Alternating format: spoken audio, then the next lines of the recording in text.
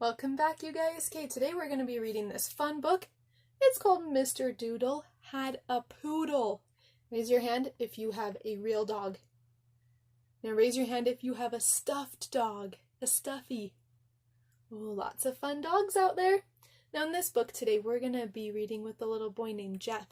And he is going to tell us about what a word window is. It's when you can read a book and it takes you on so many different adventures. So he's going to read us this book about Mr. Doodle and his poodle. Okay, let's get started. Jeff opened a word window. Guess what Jeff saw? Mr. Doodle with a poodle. Mr. Doodle was trying to get his poodle to bark. Can you bark for me? Woof, woof. Good job. The poodle would dance and hop and skip. She would even do a flip. But Mr. Doodle's poodle would not bark. She would jump rope. She would ski. She would climb the apple tree. But Mr. Doodle's poodle would not bark. She would swim. She would dive. She would count from 1 to 5. Okay, help me count. Get ready. 1, 2, 3, 4, 5. 5 juggling balls. But Mr. Doodle's poodle would not bark. She would read books. She would write. She liked to write. This says, I am a poodle. She would even fly a kite.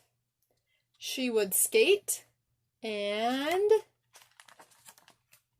drive a car. She would play a big guitar. But Mr. Doodle's poodle would not bark. She would cut the grass and rake. Oh, she's helping with all the chores. She would even bake a cake. But would she bark? Oh no.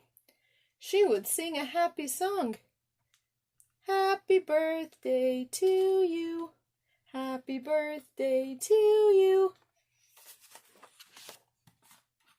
She would even play ping pong. But Mr. Doodle's poodle would not bark.